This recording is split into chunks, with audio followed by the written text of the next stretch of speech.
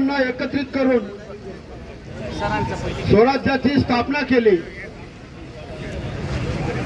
आणि तेव्हापासून तर आतापर्यंत या ठिकाणी कुठल्याही राजकीय पक्षाचं नाव वगैरे बोलताना कोणी घेऊ नका, पण या ठिकाणी आपण एक मराठा लाख मराठा एवढ्या शब्दासाठी या ठिकाणी उभे आहोत। आपण कुठलाही ओबीसी असो, दलित असो, आदिवासी असो, आपण सर्व समर्थनार्थ मराठा समाजाला आरक्षण मिळालंच पाहिजे आणि ते आपण का घेऊ नये, कारण आपली दशा आणि दिशा आता वेगळी झालेली आहे। कारण आपल्याला कोणत्याही परिस्थितीत हाऊ एनी सेकंड मध्ये आता आपल्याला आरक्षण मिळालं पाहिजे, हीच भूमिका मी माझ्या वतीनं मांडतोय। यांच्या आमरण उपोषणाला मालेगाव तालुक्याच्या वतीने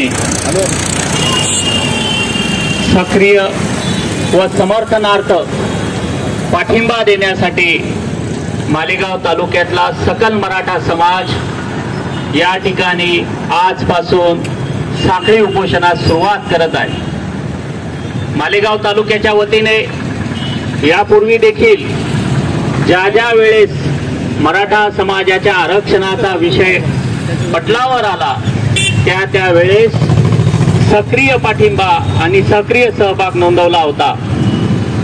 यावेळेस देखील या आंदोलनात आपण कुठे मागे पडू नये यासाठी पुन्हा सर्व ग्रामीण भागासहित शहरी भागातली जनता एकत्र येऊन आजपासून या साखळी आंदोलनाला सुरुवात झालेली आहे। या आंदोलनाचं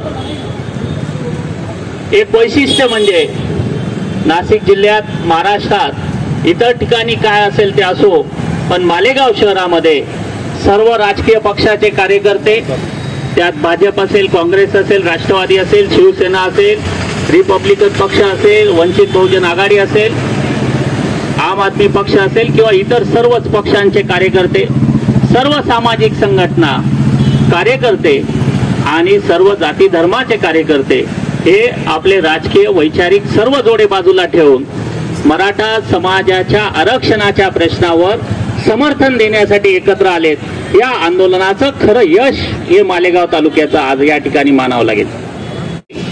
जोपर्यंत जरांगे पाटील साहेबांचं आंदोलन मागे होत नाही तोपर्यंत मालेगाव शहरात हे आंदोलन चालूच राहील आणि त्यात कुठलाही बदल होणार नाही।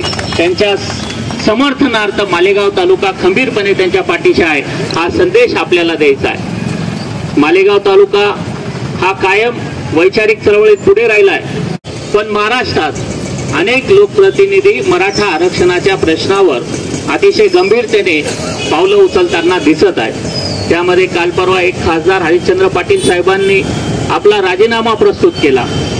काल नांदगावचे आमदार आदरणीय कांदे साहेबांनी राजीनामा देण्याची पेशकश केली। त्याबरोबर संभाजी पाटील निलंगेकर साहेबांनी देखील राजीनामा देण्याची पेशकश केली।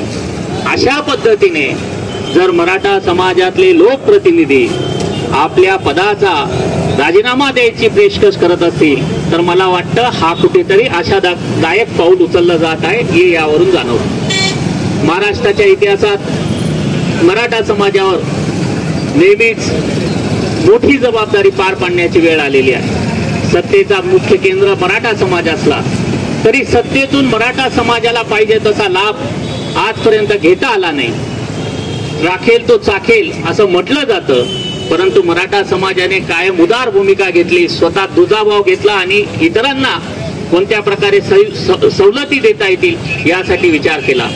परंतु हे सर्व करत असताना गेल्या मागच्या स्वातंत्र्यापासून आजपर्यंत मराठा समाज हा मोठ्या प्रमाणावर श्रीमंत समाजाचा समजला जात होता। त्याच्याकडे एक वेगळ्या नजरेने बघितलं जात होतं, गावाची पाटीलकी त्याच्याकडे होती। परंतु वाटी कुटुंब व्यवस्था, पडलेले वाटे, आज मराठा समाजाची परिस्थिती अशी आहे की त्याच्याकडे सर्वाधिक अल्पभूधारक शेतकरी जर कोणत्या समाजाचा असेल तर तो मराठा समाजाचा आहे।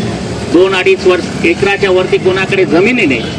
ग्रामीण भागातली परिस्थिती अतिशय वाईट आहे। मुलीच्या लग्नासाठी पैशासाठी त्याला कर्ज काढावं लागतं, कर्ज फेडण्यासाठी आत्महत्या करावी लागते, मुलांचे लग्न जमत नाहीत, मुली मिळत नाहीत, अशा अनेक संकटातून तो जात आहे। शैक्षणिक परिस्थितीत सध्याच्या परिस्थितीमध्ये ज्या पद्धतीने शिक्षणाचा खर्च वाढलाय त्यामुळे शिक्षण देखील घेणं मुश्किल झालेलं आहे. त्यामुळे कुठेतरी मराठा समाजाला आरक्षणाची गरज जाणवायला लागली आणि त्याने आरक्षण मागितलं. आरक्षण कायद्याच्या चौकटीत टिकावं म्हणून ओबीसी मध्ये मराठा समाजाला आरक्षण मिळावं अशी मागणी जी मनोज जरांगे पाटलांनी केली, मला वाटतं आजपर्यंतच्या इतिहासातली ती सर्वात प्रभावी आणि योग्य प्रकारची मागणी होती आणि त्या मागणीला सर्व समाज एकत्र येऊन पाठिंबा देत आहे. आणि त्यामुळे आज महाराष्ट्रात कुठेतरी आशादायक एक चांगलं नेतृत्व, एक स्वच्छ नेतृत्व आणि जो पडद्याआडच्या चर्चा न करता सर्व समाज माध्यमांपुढे, मीडिया पुढे सरकारशी चर्चा करतो असं नेतृत्व पहिल्यांदा उभं राहिलं, ही खरी अर्थाने कुठल्या तरी एका आंदोलनाची सत्यवादाने आणि एक सचोटीने जे आंदोलन करायचं असतं त्याची खरी पावती आहे. आणि मनोज जरांगे पाटील साहेबांना आता आम्ही देखील अनेक वर्षापासून आंदोलन करत आलो आहोत. एक आंदोलन, एक दिवसाचं आंदोलन करणं किती जीवावर जातं आणि 6 दिवस बिगर अन्न पाण्याचं आंदोलन करणं किती गंभीर आहे हा प्रश्न अतिशय जो आंदोलन करतो त्यालाच समजू शकेल. या ठिकाणी आपण खाऊन पिऊन आलो, थोडंसं ताण लागली तर आपण 2 घोट पाणी पितो, पण मनोज जरांगे पाटील साहेब गेल्या 6 दिवसापासून बिगर अन्न पाण्याचे आहे. मी कालच बापूंना याबद्दल बोललो की मागच्या वेळेस वांदूळ पाणी समितीचं आंदोलन होतं, माऊली देखील त्याचे साक्षीदार आहे.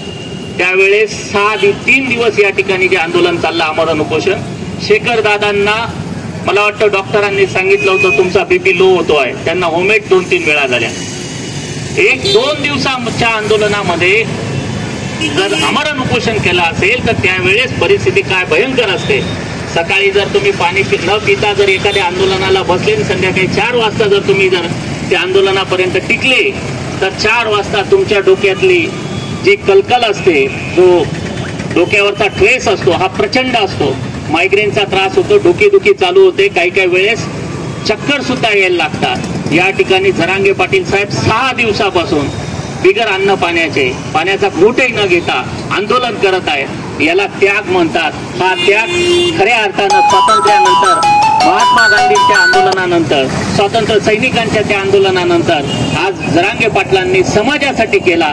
याला खऱ्या अर्थानं न्याय म्हणावा लागेल. समाजासाठी काहीतरी आपण देणं लागतो, त्याच भावनेतून त्यांनी केलेलं हे आंदोलन खरं त्याला त्रिवार सॅल्यूट करावं लागेल. या ठिकाणून पुन्हा एकदा मालेगाव तालुक्याच्या वतीने आणि या सर्व ठिकाणी उपस्थित झालेल्या मराठा समाजा बांधवांच्या वतीने, मालेगाव सकल मराठा समाजच्या वतीने जरांगे पाटील साहेबांच्या आंदोलनाला समर्थन देऊन या ठिकाणी थांबतो.